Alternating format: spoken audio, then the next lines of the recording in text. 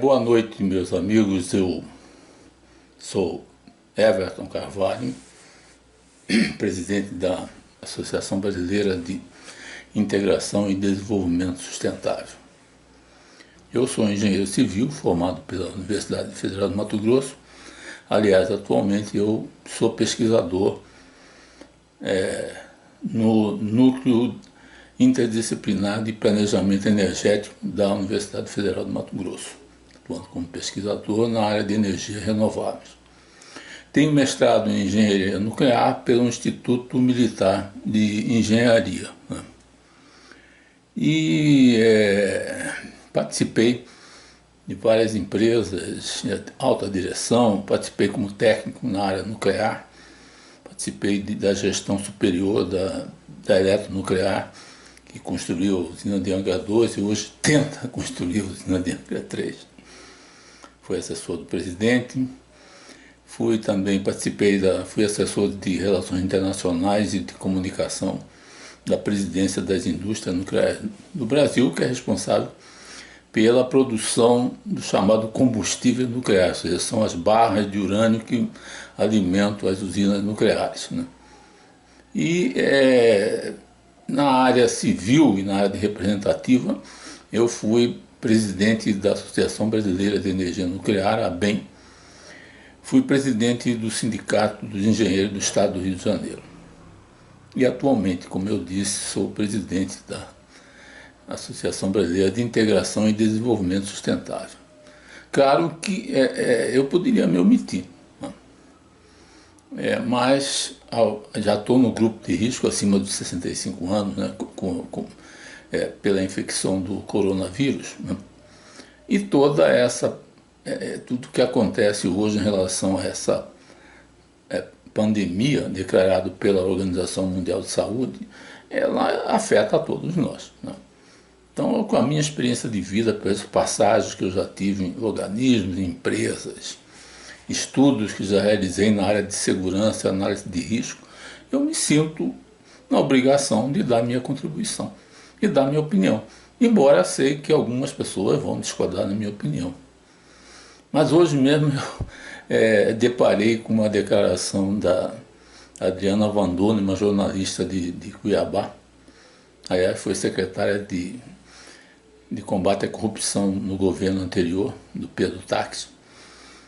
E ela emitiu opinião sobre as declarações recentes, a declaração de hoje, né? Hoje, dia 24 de terça-feira, né? 24 de março.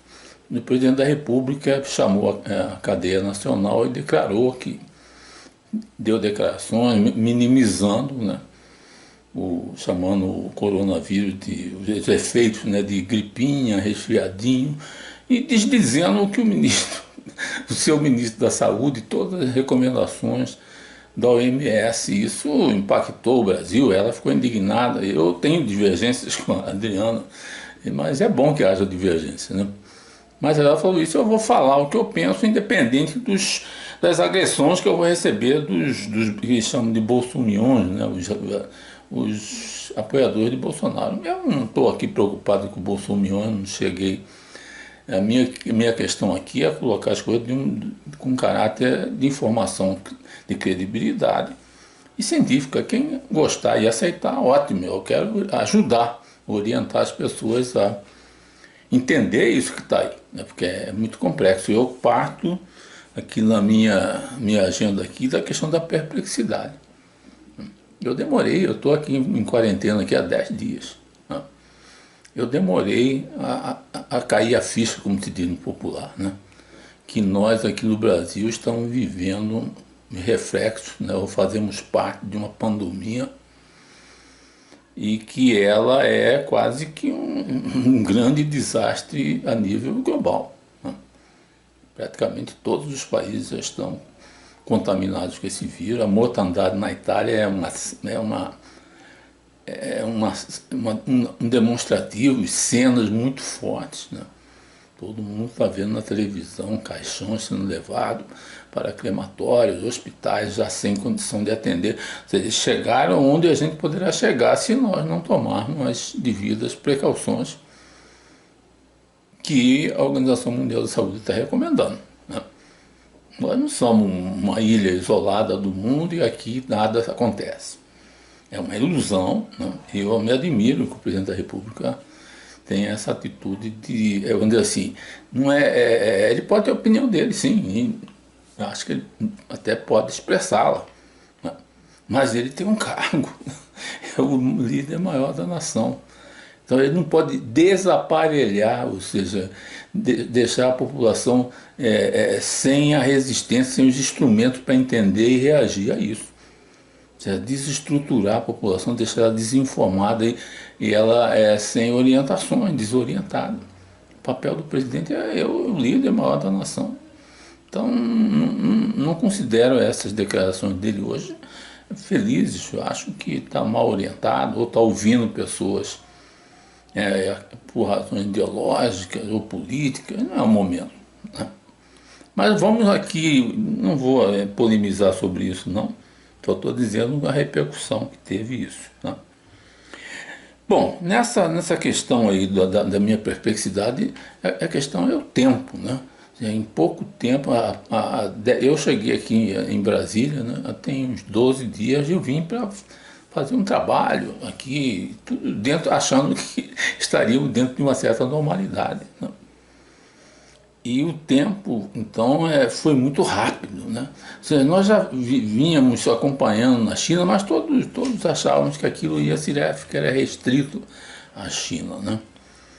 Então, de uma hora para outra, eu estou aqui durante 12 dias, uma coisa assim, quase que nunca vivi isso e nem projetei para a minha vida ter um dia ter que ficar de quarentena dentro de um apartamento aqui, trancado, saindo pouquíssimas vezes. Eu tenho dito para meus parceiros e amigos que eu estou aqui com 98% cumprindo a minha quarentena, que foi recomendado pelo ministro da Saúde, pela Organização Mundial da Saúde, pelos infectologistas, né? Eu sou do grupo de risco, tenho que ficar. Cara, vou repetir mais uma vez, eu estranho muito o presidente da República, depois que eu passo 12 dias aqui, ele fala que o negócio é uma gripinha, é um resfriadinho, então eu fazendo papel de quê? Né? Vou usar o popular de otário, né? Essa é que é a questão, né? A perplexidade por estar vivendo isso em pleno século XXI, né? Uma pandemia que atinja os países, Estados Unidos, Nova York, né, que é um dos símbolos da cultura, do turismo, da civilização moderna, que sofreu o 11 de setembro, né, o atentado terrorista contra as Torres Gêmeas. Aquilo já foi uma catástrofe, uma coisa que mexeu com todo mundo, mexeu com a estabilidade emocional do coletivo, mexeu com o coletivo, né? Foi aquela reação, tanto que a caça ao Bin Laden passou a ser a prioridade máxima, até que conseguiram matar o Bin Laden, né? Então isso foi uma grande... e agora nós vemos Nova York como um dos centros, parece que lá tem 7% de todos os contaminados no mundo inteiro. Os Estados Unidos, o maior país, maior potência, né? E lá tem um Trump que também tenta meio que minimizar os efeitos, mas só que lá eles têm uma bala na agulha, né? Vão aí liberar 6 trilhões de dólares, isso é negócio. Mas eu vou continuar aqui na minha agenda para a gente não fugir dela. Foi anunciado ontem o cancelamento das Olimpíadas de Tóquio, que era para ser realizado em julho, né? Ora, elas foram suspensas somente 3 vezes no passado, durante a Primeira e a Segunda Guerra Mundial. Então, para a gente ver que a gente precisa botar o pé no chão e a mão na consciência. Ou seja, se o mundo, né, o Japão e o Comitê Olímpico estão adiando as Olimpíadas para 2021 por causa do coronavírus, um dos fundamentos é porque os atletas não vão poder se preparar adequadamente, né? Claro, como é que a pessoa dentro de casa vai conseguir se conservar como um atleta de alta performance? mas para demonstrar que realmente nós vivemos um cataclismo, é um fato, no século XXI, talvez, se não acontecer um outro coronavírus mais grave, talvez seja o fato mais marcante da história do século XXI, né? O século em que a Olimpíada de 2020 foi adiada, né? Vai ser conhecido por essa... Quero relatar, até porque isso veio à tona, né, a minha experiência em Chernobyl. Em 26 de abril de 1986, ocorreu o acidente de Chernobyl. Eu vivi isso muito de perto. Por quê? Porque eu estava nesse momento cumprindo uma atividades de cooperação tecnológica com a Alemanha. Eu estava na Alemanha, na cidade de Erlangen, na Baviera. E estávamos lá e aos poucos começou a aparecer notícia de que, né, aconteceu, demorou para ser divulgado. Aí as críticas são de que a China estaria fazendo mais ou menos o que o regime soviético da época fez com Chernobyl, demorou a... Só que naquela época já existia monitoramento da CIA, da OTAN, sobre o nível de radiação na atmosfera. E isso acabou sendo percebido por vários centros, não dava para esconder um negócio desse, né? E eu mesmo lá na minha estada lá na Alemanha, em Erlangen, nós recebemos orientações para não sair de casa, porque existia a tal do fallout, né? A nuvem de radioatividade chegou à Alemanha. Chegou, inclusive, houve recomendação: olha, não coma alface, porque o fallout cai em cima das folhas, só tem que saber a origem, se está coberto, se não está. Passamos sim alguns dias de insegurança, até cogitamos junto com a nossa chefia no Brasil o nosso retorno ao Brasil, que ninguém sabia direito o que estava acontecendo. E realmente, de fato, o regime soviético ele demorou, ele falhou na informação daquilo que foi o maior desastre nuclear da história. Um reator RBE, um reator que utiliza grafite, né? Que é tipo de um carvão que serve como um instrumento de moderação dos nêutrons que causa reação nuclear no núcleo do reator. E esse reator ele produz plutônio, que é um material físsil que pode ser feito para usar bomba atômica. Mas naquele caso era uma instalação nuclear de produção de eletricidade. Fizeram uma grande barbeiragem, fugiram de parâmetros de segurança. E, inclusive, quero fazer um parênteses aqui, esse desastre levou à criação da WANO, World Association of Nuclear Operators, da qual, em 2012, eu vim ser diretor. Passei 2 anos em Londres como diretor da WANO. Acho que o primeiro e único brasileiro que ocupou esse cargo. É a única entidade que reúne todos os operadores nucleares do mundo, né? São 450 usinas nucleares associadas a isto.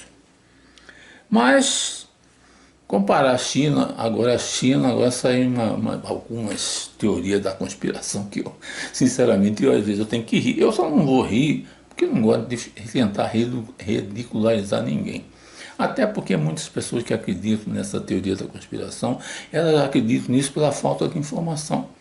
Onde não há informação correta, qualificada, cria-se o caldo de cultura para especulações, teoria das conspirações, que a China comunista quer desestabilizar o Brasil. Já ouvi até isso, né, que são ações deliberadas, soltaram esse vírus e não informaram, para criar, desvalorizar ativo e depois comprar barato.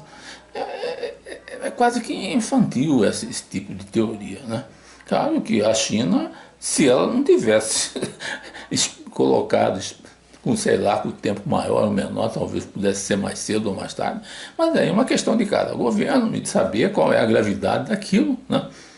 Quando ela chegou à conclusão que ela tomou as medidas cabíveis no seu âmbito interno, no âmbito interno do país, e que hoje está vendo o resultado aí, estão saindo da crise, né? E você acha que algum governo, por mais que seja comunista, sei lá, ou de extrema direita, nós não podemos pensar só no comunismo, né? Quem escolheu lá o regime dele foram eles. Nós não temos nada a ver com isso, é um país de 1,4 bilhão de habitantes. Agora o Brasil vai querer interferir em assuntos internos da China, sendo que a China é o nosso maior cliente comercial, nosso maior parceiro comercial. Agora eu vou questionar, ainda dizer que os governantes são desonestos. Essas pessoas que falam isso não têm ideia o que significa na cultura oriental você chamar alguém lá de desonesto. Lá os corruptos lá vão para a cadeia e alguns são até executados. Ou seja, a mentira e as acusações falsas, para ele é uma ofensa muito grande e não pode ter certeza. O Brasil, pelo menos enquanto esse governo estiver aí, não sei quanto vai durar, ou se Bolsonaro for reeleito, não vai ter boas relações com a China. A China não vai dar atenção ao Brasil. Nós estamos falando da segunda maior potência, né? Se a gente entrar numa crise mais profunda, teoricamente nós vamos precisar da solidariedade, da ajuda deles para continuar comprando nossos produtos e ter uma política de preço que nos remunere para a gente sair de um possível buraco que venhamos a entrar. Agora nós vamos, neste momento, criar uma crise com a China que sofreu barbaramente os efeitos desse coronavírus. É irresponsável, né? Uma coisa de colegial. Eu sei que, obviamente, que quem está inspirando o Bolsonaro, seus filhos, seus círculos mais radical, mais ideológico, é o tal do guru lá dos Estados Unidos, o tal do Olavo de Carvalho, que é uma pessoa que acredita que a Terra é plana. Eu queria sugerir a ele que ele saísse dos Estados Unidos em linha reta, chegasse no Japão, continuasse em linha reta. Ele vai acabar chegando de volta nos Estados Unidos. Aí eu perguntaria para ele depois, a Terra não é plana? Você deveria encontrar um abismo lá na frente. E tem 10 milhões, 11 milhões de brasileiros que acreditam nesse negócio de terraplanismo. Agora, esse senhor aí é o principal conselheiro, é o guru do presidente da República. Eu até escrevi agora na internet que o Brasil está sob esse duplo comando. Que o presidente se reúne com o seu ministério, com o seu ministro da Saúde, que é o Mandetta, que agora está na moda, é um cara sério, um cara que tem competência, está conduzindo muito bem essa luta contra o coronavírus. Então o Bolsonaro se reúne com os ministros, vai lá para frente, dá entrevista coletiva, acatando as recomendações do Ministério para evitar a circulação, para fazer as medidas de isolamento, o que eu estou fazendo aqui, estou cumprindo a minha parte, né? E tudo bem, ele vai lá, bate palma, é isso, o ministro falou, a especialista falou, o Ministério da Infraestrutura falou, todo mundo tem alguns desacertos aí, porque alguns estados tomaram algumas medidas, por exemplo, na área de transporte, restringindo, e o governo federal chamou para si essa decisão.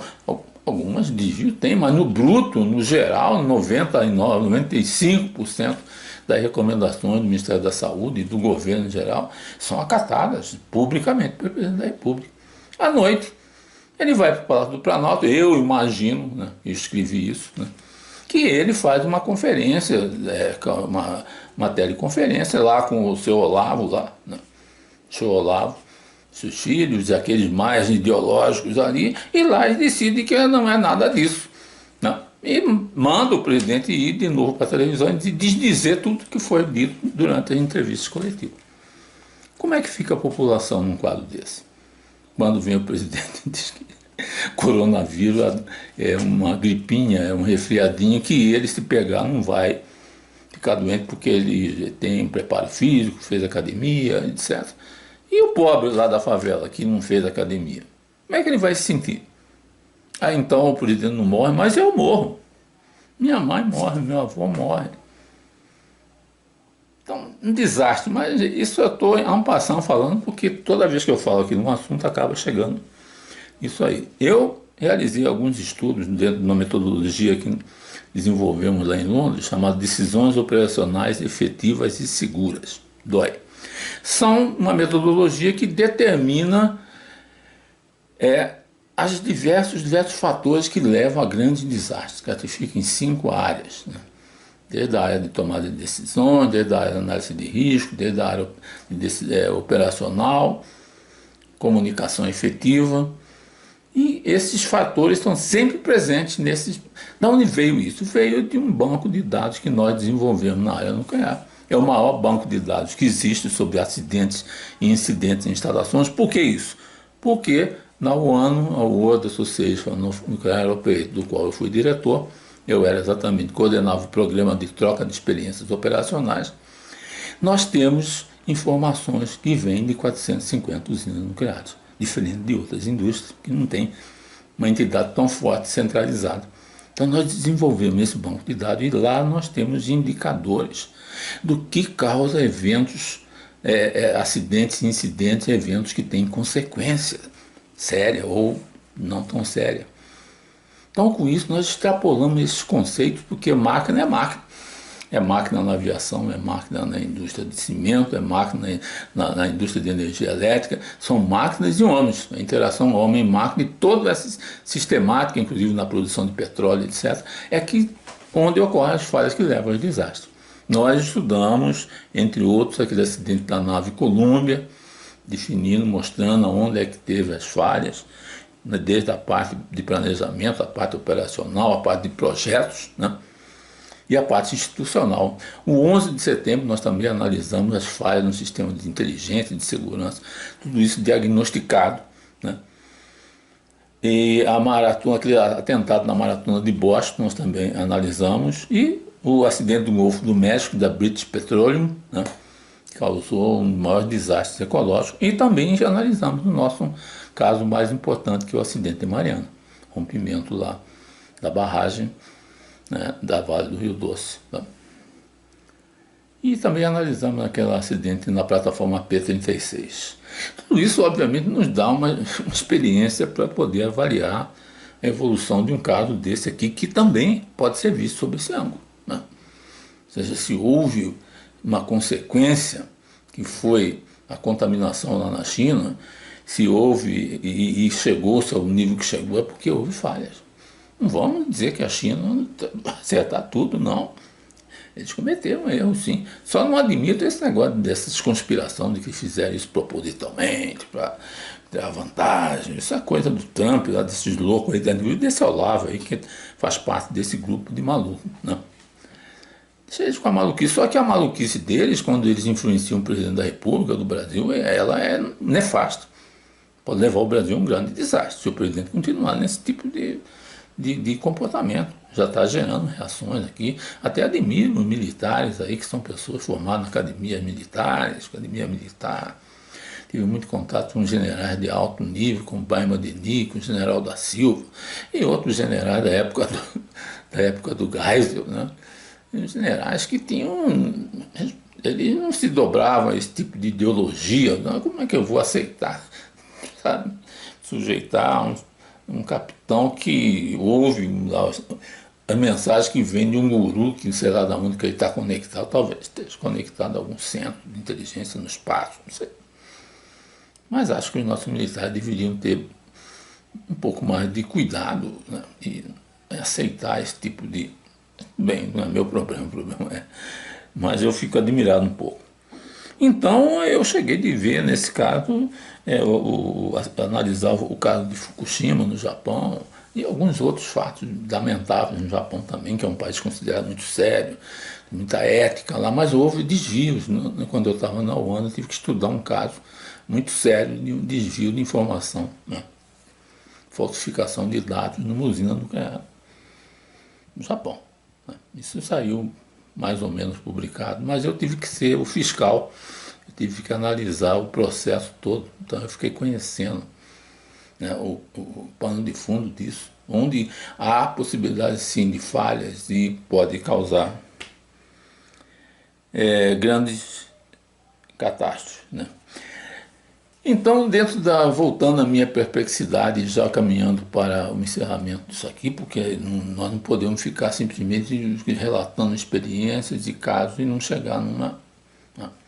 Eu tenho uma formação filosófica, no qual me oriento muito pelo filósofo francês Edgar Morin, né, que é autor da teoria dos sistemas complexos, né? E estudo muito essa questão aí do futuro da humanidade, para onde nós caminhamos, de acordo com Morin. E também leio muito Nietzsche, né? E também Spinoza, que é também um dos filósofos de 1600 e alguma coisa, né?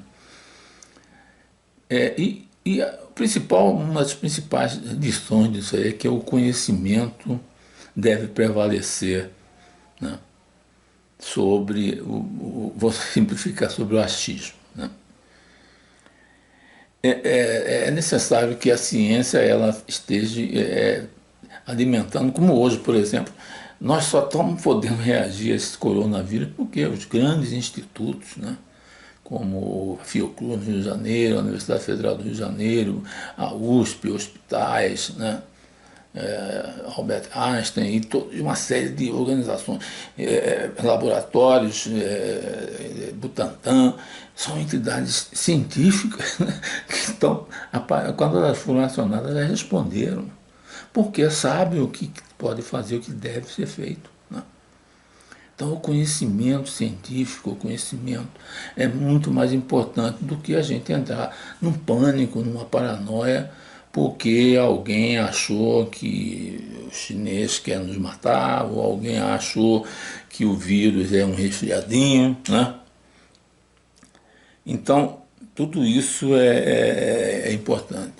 E Morin, ele colocou muito claro essa questão, né?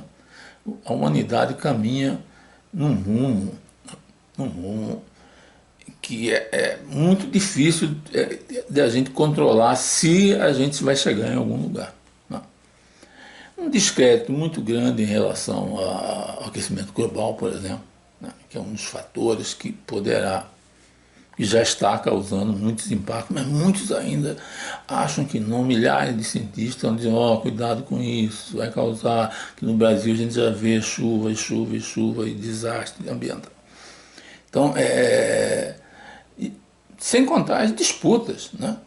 As disputas ideológicas, guerra localizada na Síria. Então a humanidade ela vive um momento de transformação e Morin coloca em dúvida se nós vamos chegar a algum lugar, né? E ele coloca isso que está nas nossas mãos. É a humanidade, é a união de todos, né? Não utopicamente, mas todos os esforços para que haja uma maior unidade entre os países, entre os povos, né? Na busca de estabilidade e de soluções como para esse vírus, como agora, outros poderão vir. Hoje mesmo escutei uma pesquisadora aí na Global News dizendo que outros poderão vir, como veio o Ebola na África, como veio esse corona, outros coronas vão estar a caminho. E a questão é nós nos unirmos, ter uma reação coordenada, né, dos países.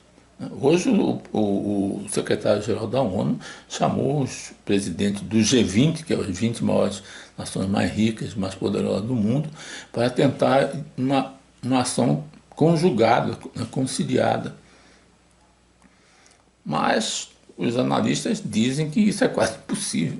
Uma das medidas que ele sugeriu foi retirar as sanções sobre o Irã, retirar as sanções sobre a Venezuela, que a Venezuela já é um país que está numa situação, né, extremamente grave em termos sociais. Eu estive agora 2 vezes, no ano passado, em agosto e em janeiro. Eu vi com meus próprios olhos, né, conversei com autoridades, conversei com representantes da sociedade, é uma situação muito grave, tanto é que todo dia na fronteira de Pacaraima, lá no Roraima, passa de 500 a 700 pessoas, né? Mesmo que fechar a fronteira, a pessoa vai passar. Pode ter certeza que vai passar. Vai passar pelo caminho dos cabritos, vai passar por... Não. Sempre é um jeito de se burlar. E pior ainda, porque aí você não sabe quem está entrando. Existem facções criminosas da Venezuela que atuam já em conjunto com facções criminosas no Brasil, ou seja, você está tampando o sol com a peneira.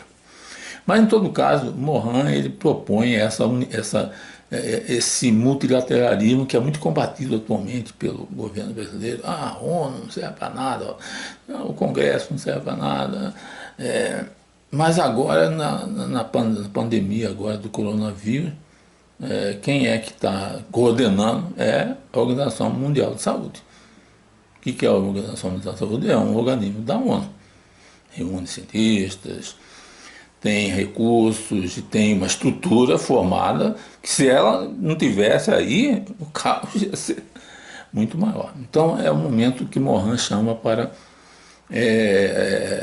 dentro da teoria da complexidade, em que a ordem e a desordem convivem na definição dos sistemas que operam na humanidade, né? Em algum momento a ordem leva para um lado, a desordem leva para o outro, né? Por exemplo, a ordem nossa era o Brasil continuar nesse patamar de 1%, 1,5%, daqui a pouco chegar a 2% de crescimento do PIB, né? Melhorar as nossas condições, estamos indo. Isso eu acho que desespera a cabeça do presidente, ele fica, né, talvez um pouco desestruturado. E de repente, não, de repente, é isso que Morin fala, o mundo, nossa vida é feito muito mais de imprevisto do que previsto. Estude a sua vida em particular. Veja o que causou transformações na sua vida. Na maioria das vezes são coisas que você não previu, né? Ganhar uma loteria esportiva, tropeçar e cair, né? Perdas ou ganhos, né? De repente a filha fica grávida e você ganha um neto. O que é isso? Você vai ficar triste porque ela se engravidou muito cedo, mas você ganhou um neto. Ou seja, são coisas imprevistas. Muitas coisas são imprevisíveis, né, na nossa vida. Morin fala muito disso para a gente aceitar, nós aceitarmos isso como uma normalidade. Porque quanto mais você for capaz de aceitar os imprevistos com normalidade, melhor você vai fazer a gestão desse imprevisto. Agora, se você prega que tudo será maravilhoso, tudo será azul, quando chega o vermelho você não sabe o que fazer. Simples assim. E agora chegou o vermelho do coronavírus.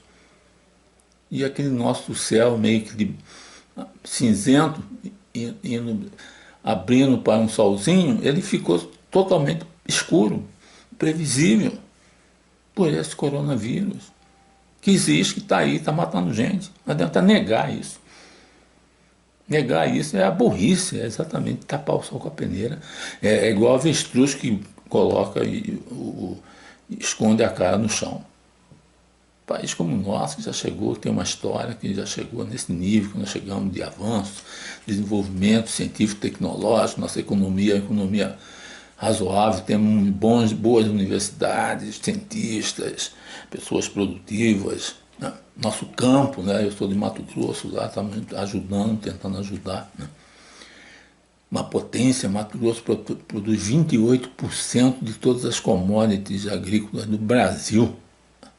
É um país, Mato Grosso, se tornar independente, ninguém segura.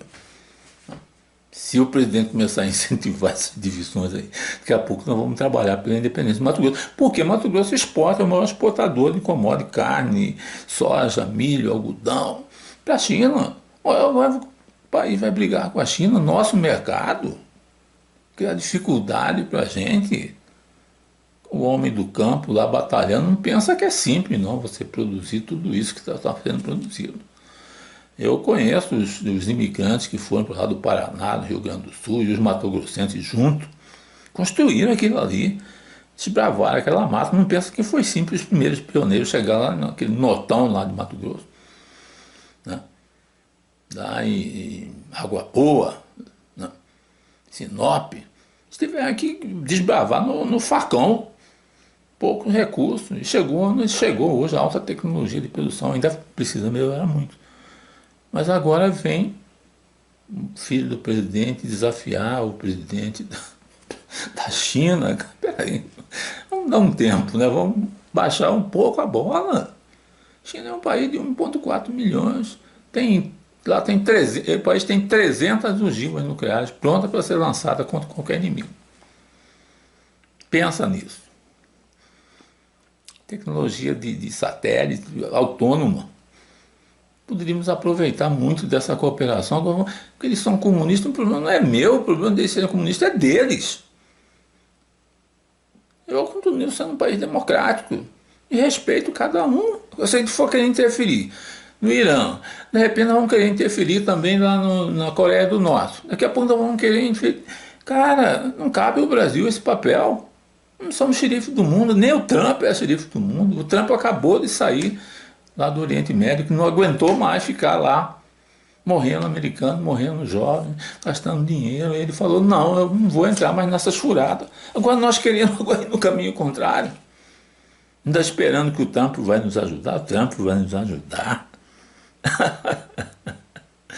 Não conhecem os Estados Unidos, nunca tiveram relações com os Estados Unidos. Os Estados Unidos só pensam neles, a doutrina Monroe. Nós somos acima de tudo.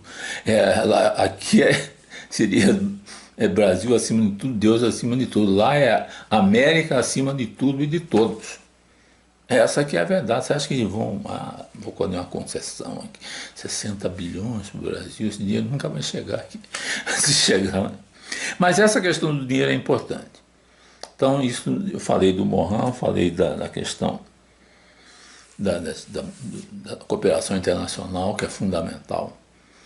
Agora, existe um paradigma que está nos preocupando, né? Quando a gente fala em desenvolvimento sustentável, eu tenho que olhar sobre esse aspecto, né?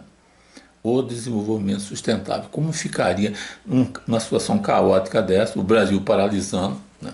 O governo acabou de dizer, né, oficialmente, que o nosso PIB vai reduzir dos 2,1 previsto anteriormente para 0,02%. Sinceramente, eu tenho certeza que o mercado sabe muito bem que nós vamos ter uma recessão. Tá? Nós vamos aí chegar aí talvez a 3, 4% negativo.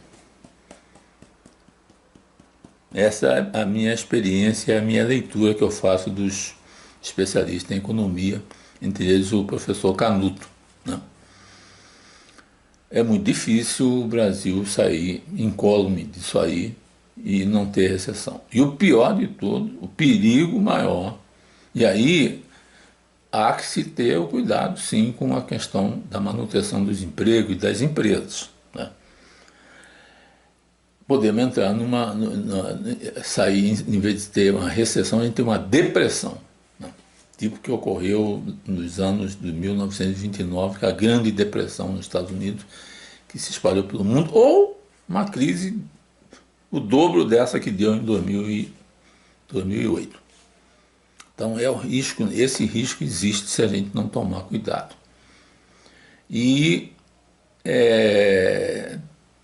há uma reflexão por detrás disso, né? Lembra que nós vivíamos uma briga aqui recente de que o Congresso quer tirar 30 bilhões do orçamento e tirar do Bolsonaro, chegar num acordo, fica 15. Bom, hoje nós estamos falando de necessidade da ordem de 300, 400, 500 bilhões de reais, né? Para poder socorrer as empresas, para poder manter o povo comendo, para manter a produção do país, para manter a infraestrutura funcionando, né? Então, nós agora saímos, agora foi aprovado, agora o Congresso, né, aprovou acabar com aquele limite do teto fiscal, que era menos 134 bilhões de reais. Teoricamente, o governo agora poderia gastar, por exemplo, 300 bilhões de reais, ficar com déficit, emitir papéis, vender no mercado. O problema é que tem que ver se o mercado vai existir para comprar esses papéis, né? Nós temos, por sorte, um Banco Central muito equilibrado, né? E o presidente do Banco Central é uma pessoa de alta qualidade, né? Um técnico, né? As pessoas gostam de atacar os técnicos e os cientistas. Funcionário público, vamos bater neles. Esse presidente está fazendo uma gestão extremamente relevante para o país, tomando medidas no campo financeiro, na gestão dos nossos recursos, para liberar aí para o mercado, que não vai ser dinheiro, não entra assim na economia, em torno de 1,5 trilhão de reais. Olha a inteligência desse homem, essa é a esperança que nós temos, né? Claro que ele não vai injetar 1,5 trilhão da noite para o dia na economia brasileira, mas está tomando medidas junto aos bancos, reduziu aquele depósito, a taxa sobre o depósito compulsório de 24, eu acho, para 17. E outras ações que ele deu uma entrevista, que eu não vou entrar em detalhe, até porque não sou especialista em finanças. Mas fiquei muito assim, esperançoso de que com essas medidas e com racionalidade, né, a gente consiga retomar alguma atividade, uma atividade econômica, comercial, financeira, a partir do mês de outubro. Né. Que até lá temos que cuidar da vida das pessoas, sem matar a galinha de ovos de ouro. Nisso eu concordo, com uma certa visão do presidente da República, mas não da forma que ele está fazendo. Só que ele está priorizando, de acordo com aquele guru lá dos Estados Unidos, matar as pessoas e preservar os empregos. Não é assim. Nenhum radicalismo vai levar, nenhuma das posições radicais vai levar a lugar nenhum. Prefiro seguir o ministro da Saúde, prefiro seguir o presidente do Banco Central, prefiro seguir o Congresso Nacional. Essa história de que vamos prender o Maia, vamos prender o Alcolumbre, isso é uma coisa totalmente despida de qualquer racionalidade, qualquer análise histórica ou política, sociológica do Brasil. Comporta, vamos fechar o Congresso, vamos fechar. Sabe, a gente parece que não estudou a história do Brasil, não estuda a história da humanidade. Se constrói um país assim, com essas medidas, com essa ideia de intolerância, de radicalismo, como se alguém pudesse ter o poder de centralizar um poder e sozinho resolver as coisas. Não. O Brasil só irá sair dessa crise, só irá retomar seu crescimento se todos nós, desde o gari ali da esquina, desde o garçom lá do boteco na favela, a dona de casa, a empregada doméstica, o operário da fábrica, o bancário, o soldado, estiverem buscando o mesmo objetivo. Não será dividindo o país, querendo se tornar um deus, um semideus, que nós vamos sair dessa enrascada, que é séria. É muito séria. Como eu disse, poderá nos levar, se não tomarmos cuidado devido a uma depressão. Aí é o caos. Eu sempre falo para minha filha, brincando, falo, olha, quando tem umas ziquezira, eu falo, vai para o supermercado e compra comida. Mas por quê, pai? Porque é bom você ter aí um estoque aí, porque a coisa está ficando preta. Aí eu falo para ela, você compra, aproveita, compra também um R15, umas pistolas lá, compra arma. Mas por quê, pai? Ué, se você for a única que tiver alimento, né? Se você tem que ter arma para poder defender, que todo mundo vai querer tomar de você. Então nós não podemos chegar nesse ponto. Não podemos permitir chegar nesse ponto, principalmente eu que conheço muito bem as favelas do Rio de Janeiro, trabalhei com as crianças, adolescentes, conheço muito bem a estrutura social, sociopolítica desses conglomerados, várias favelas. E sei que se eclodir ali uma situação de desespero, que poderá ocorrer sim, não é difícil ocorrer nessa situação desse. A gente vai ter problemas muito sérios. Muito sérios. Não pense que será. Então nós temos que ter muita consciência de tudo que pode acontecer nesse país. E sermos solidários uns com os outros. Não ficar difundindo por aí fake news. Não ficar por aí menosprezando a gravidade dessa pandemia.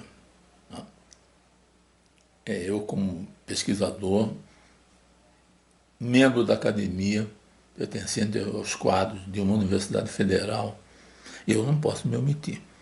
Não vou me omitir. Independente de quem gostar ou não gostar. Não quero afrontar ninguém, não. Mas o que eu estou falando aqui, eu demorei 10 dias para consolidar essa minha fala aqui. É por nós brasileiros. Eu considero que todos os brasileiros são meus irmãos e trato eles como meus irmãos. Tem uns rebeldes, mas não podemos querer que por isso ele morra, que ele pensa diferente de mim, eu quero que ele morra. Infelizmente tem gente aqui no Brasil que pensa assim. Eu já recebi muitas ameaças, mas já passei da idade de ter medo. A gente chega num ponto que as ameaças já não nos afetam, porque a experiência da vida humana é tão maravilhosa, né? Dependendo do tempo que você desfruta dela, já é uma grande vitória. Então não será ameaças. E vão pedir que eu fale e me deixar de eu exercer esse papel da liberdade, que é o grande caminho que a humanidade tem que trilhar. É o grande caminho definido por Nietzsche. Seja o pensamento, a sabedoria, o conhecimento tem que imperar sobre os vícios, sobre as demagogias, sobre a ignorância. Nós não podemos ser manada, sem querer fazer nenhuma comparação agora com os eleitores de Bolsonaro. Nós temos que ter a liberdade de optar pelo aquilo que nós desejamos para o nosso bem, para o nosso desfrute desta vida nesta terra. Não será religião, não será guru, não será líderes, títeres, seja ele de direita, de esquerda, de centro ou do meio, que deverá impor a nós o que nós desejamos, o que nós vamos cumprir aqui nessa terra. Será pelo conhecimento, pela empatia e saber que o ser humano é um ser social. Nós não vivemos isolados. E para não vivermos isolados, para podermos conviver juntos, nós temos que cooperar uns com os outros. E até amar uns os outros, se for possível, né? Mas nesse momento o Brasil precisa que todos nós estejamos de mãos dadas mesmo, para valer. Eu estou aqui nos meus 12 dias, vou continuar aqui ainda, até ver o que vai acontecer. Mas eu estou sempre interagindo, cooperando com meus amigos, trocando ideia com alguns amigos da USP, outros da UFMT, trocando ideias com algumas pessoas do governo de Mato Grosso e tentando encontrar esse caminho comum, né? Porque sei que sozinho também eu não vou ser capaz de nem sair daqui desse apartamento. Mas juntos eu sei que eu vou conseguir sair daqui, né? E se eu pegar o corona, eu poderia morrer. Eu não sou igual ao presidente Bolsonaro, eu tenho uma boa saúde sim. Mas eu já vi muita gente com boa saúde que, infelizmente, nos deixaram. Eu quero ficar aqui ainda, por muito tempo. Tenha uma boa noite, espero que eu tenha contribuído aí com tudo isso.